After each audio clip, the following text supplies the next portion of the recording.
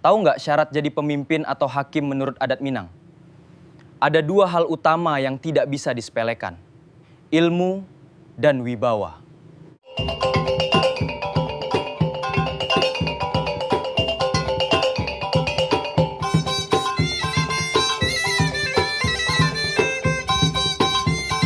Assalamualaikum warahmatullahi wabarakatuh. Salam budi, salam luhur, dan salam sejahtera bagi kita semua. Selamat datang kembali di kanal Minang Mustika Jaya, tempat kita meneladani kearifan warisan nenek moyang ranah Minang. Menjadi seorang pemimpin, penengah, atau hakim bukanlah perkara yang ringan. Di tengah masyarakat manapun, jabatan itu selalu diiringi dengan tanggung jawab yang besar. Namun, tahukah Anda bahwa adat Minangkabau telah merumuskan standar yang sangat jelas dan tinggi sejak ratusan tahun silam? Ada sebuah pepatah bijak yang menjadi pedoman mutlak bagi siapa saja yang ingin memegang amanah. Pepatah ini mengajarkan bahwa kedudukan sebagai pemimpin atau hakim bukanlah sekedar kehormatan atau kekuasaan untuk dibanggakan, melainkan sebuah kepercayaan berat yang hanya layak dipikul oleh mereka yang memiliki bekal yang memadai. Lantas, apa saja syarat utama yang harus dimiliki? Mari kita bedah maknanya secara mendalam. Bau lemu coba paham, bau jui ba makrifat, yakin tawakal pada Allah. Pertama dan paling utama, seorang pemimpin wajib memiliki ilmu pengetahuan yang luas dan matang. Ilmu yang dimaksud di sini bukan sekedar pengetahuan umum atau kecerdasan semata. Lebih dari itu, ia mencakup pemahaman yang mendalam tentang aturan adat yang disepakati bersama, pemahaman yang benar terhadap ajaran agama Islam sebagai landasan hidup, serta kebijaksanaan untuk melihat persoalan dari berbagai sisi. Mengapa ilmu menjadi pondasi utama? Karena dengan ilmu, seseorang mampu membedakan mana yang hak dan mana yang batil, mana yang benar dan mana yang salah. Ia dapat melihat akar permasalahan dengan jernih, sehingga keputusan yang diambil kelak akan benar, adil, dan tidak memihak kepada siapapun. Ini sejalan dengan prinsip adat yang berbunyi, aluah samo diturut, jalan samo ditampuh. Artinya, aturan dan keadilan harus ditegakkan secara sama rata, tidak pandang bulu, tidak membedakan orang kaya atau miskin, kerabat atau orang asing.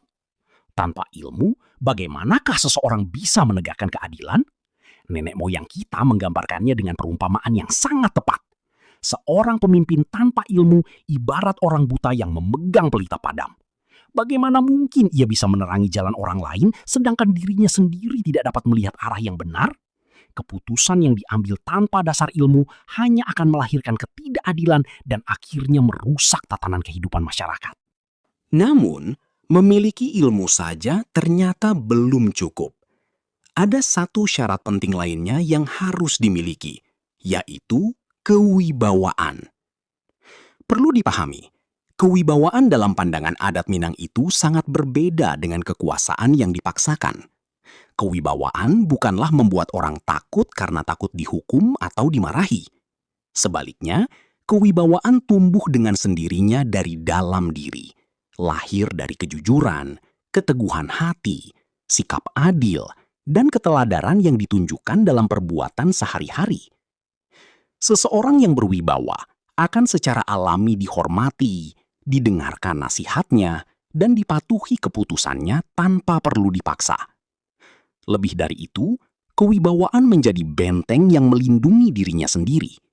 Ia membuat seorang pemimpin tidak mudah tergoda oleh bujukan, tidak mudah disuap, dan tidak mudah diombang-ambingkan oleh kepentingan pribadi atau golongan tertentu. Hal ini tergambar jelas dalam pepatah berikut.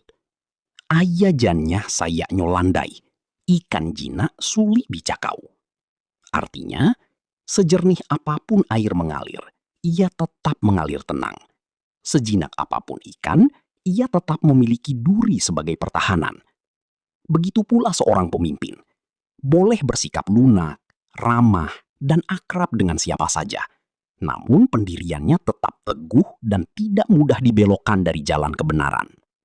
Kedua hal ini bagaikan dua sisi mata uang yang tidak dapat dipisahkan satu sama lain.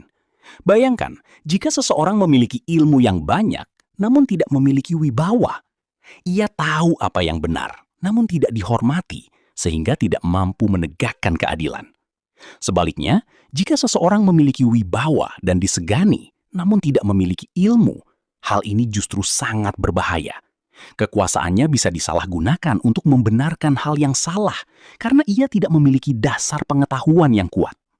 Maka, adat Minangkabau menegaskan, keduanya harus ada dan seimbang. Ilmu menjadi kompas yang menunjukkan arah yang benar, sedangkan wibawa menjadi kekuatan untuk berjalan di arah tersebut. Demikianlah makna mendalam yang terkandung dalam pepatah ini.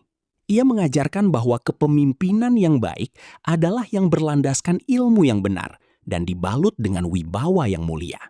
Tujuannya satu, agar keadilan selalu terjaga, masyarakat hidup rukun, dan amanah yang dipikul dapat dipertanggungjawabkan dengan baik.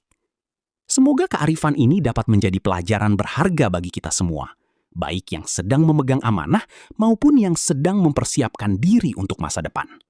Jangan lupa, dukung kanal Minang Mustika Jaya dengan cara like, bagikan, dan subscribe agar nilai-nilai luhur ini terus terjaga dan dikenal oleh generasi muda. Wassalamualaikum warahmatullahi wabarakatuh.